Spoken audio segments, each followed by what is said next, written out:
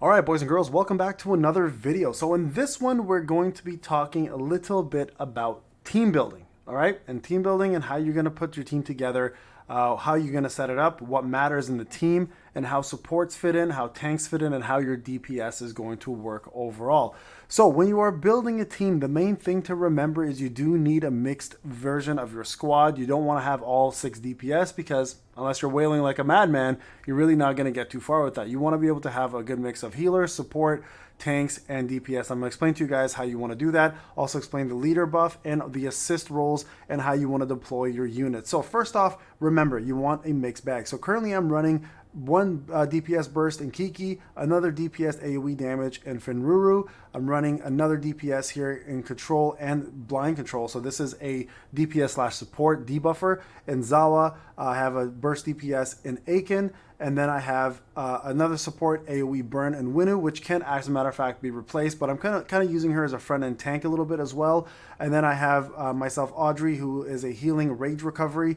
And this team here is doing perfectly fine for me. And we can show you guys how you can set this up and what you want to do. Now, the reason why it's important to have a variety of units is because they all work very well in sync. So first off, Kiki here is going to be my main single target DPS. She is going to be the boss killer and the one that starts off the fight with full rage and hits like a Mack truck.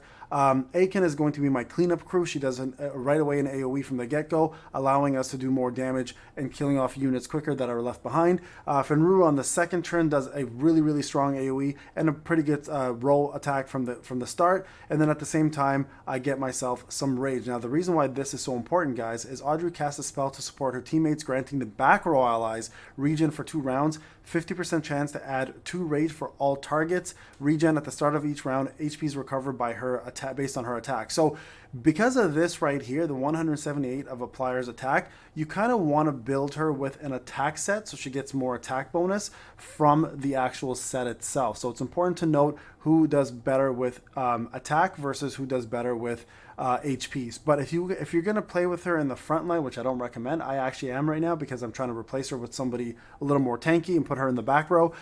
You can use her in the front because if you give her the proper HP set, she actually can do a really good job surviving. But realistically, you want her to be in the back or at least in the front, and then she can give the two people in the back. The back row allies, the 2 rage, right? So depending how you want to set up. So here's my deployment. This is how I have my team currently set. So I have Zawa, Aiken, and Fenruru in the back, and I have Kiki, Audrey, and Winnow in the front. So Winnow is a little bit tankier. I have her set up that way. Kiki can take some damage, but dishes out more, obviously.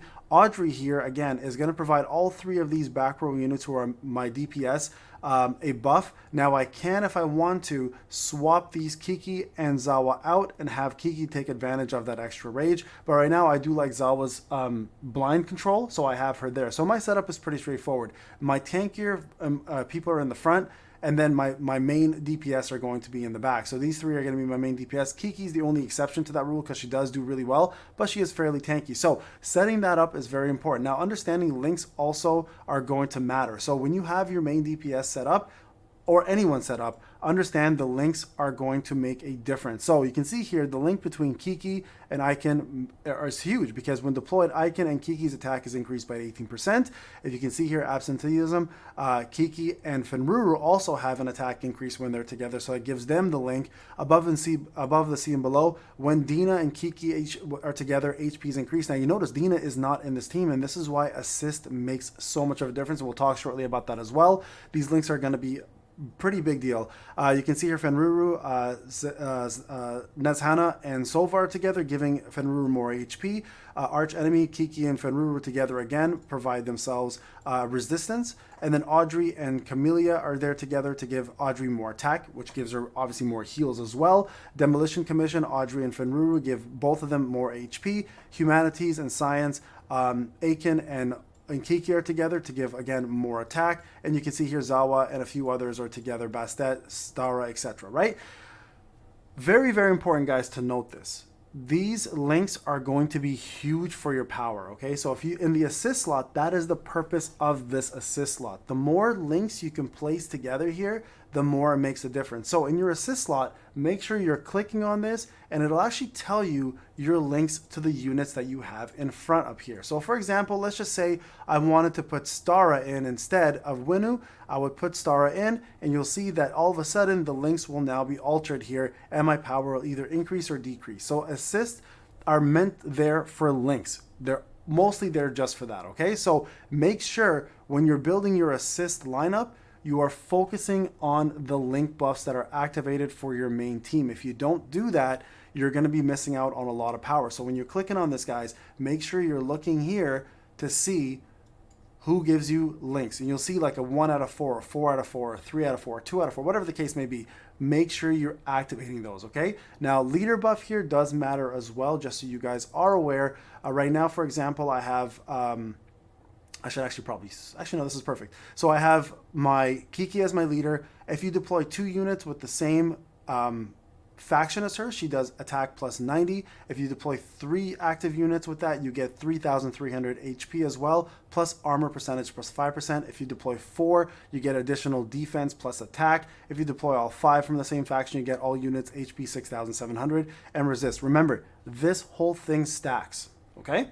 So you get the entire buff set, but for the most part, it's really hard to get all of that right now because there are so many different good Bifrost versus Empire versus etc. versus Alliance. So right now, you just want to get as many people on the same alliance as you can to take advantage of this buff. It's very important to do that. So all in all, guys, you guys can for sure build a pretty decent team with a good amount of support. Now, Audrey, again, I have the HP set because I'm making her tank in the front for now, so she has more survivability. You guys can see here the tank set's right there, HP, and this one's got a little bit of attack, obviously, because I'm trying to switch her over to the attack set as well.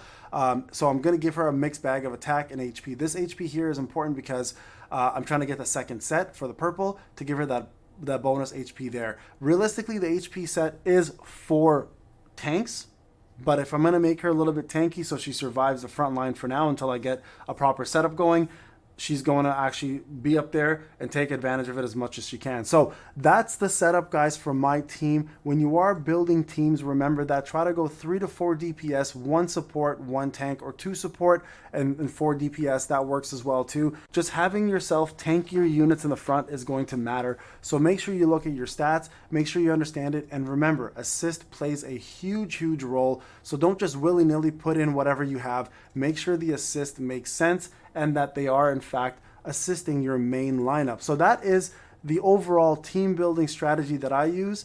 Also, just keep in mind, these passives will make a huge difference too. So when you are building your team, just see if the passives complement others. For example, with this team, quite honestly, if I take Winu out and I put in Stara, I think overall it actually might be a better team because Stara gives crit damage to everybody or crit rate up for everybody for 1 turn right in the beginning. So that will make Kiki hit harder, that'll make Aiken hit harder because they have full rage, that'll make Zawa hit harder. So that might be something to consider as well.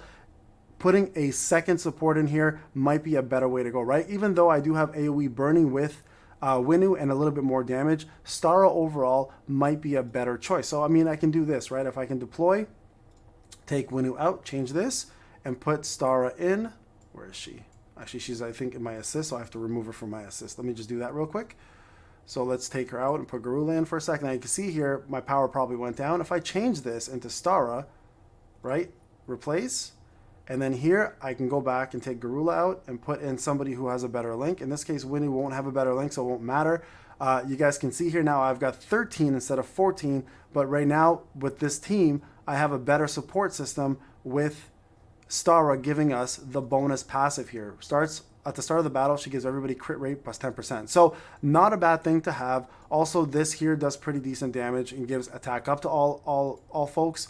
And then here I have a 60% chance to gain 1 rage as well. So overall, it's up to you how you want to do it. But if I go back here and you guys can see power-wise, if I switch out of this again, right? Let me just switch it. I'll show you guys. Let me go back here. If I put Winu back in, instantly my power goes up, right? And that's because of the extra links and the fact that this unit links better overall here. Okay, so there you guys have it. Hope that made sense. Hope it helps you guys out a little bit. Here we go. Link-wise, you can see 1. Link-wise, you can see 3. You can see it here too. 2, 2, 1, 3, etc. Right? So play around with this, guys. Figure out what you guys want to do here. You guys will probably end up having your main DPS figure out what you want. Like, for example, having Shiyu here doesn't make sense. I don't care about resist, so I don't care about that link, right? Go into Fenruru. The other 2 links here, this attack one matters, so Vivi would have been a good choice. Yulia would have been a good choice, but I don't have either unit there. So if she's going to be my main DPS, you want to have those links. For Aiken, if you look here, having Pan increases HP, so that's pretty good. Having Yulia would be massive here because I already have Audrey, so Yulia would have been a good choice. And then having Vivi here doesn't matter because I don't care about resist. So understanding your links is going to make a big difference when you're building your team. So know what you guys want from your main DPS and your units and link them together in the same team or in the assist spot, and you guys will be glowing here. All right, guys, this is Payne. Hope you enjoyed the video. I'll talk to you in the next one.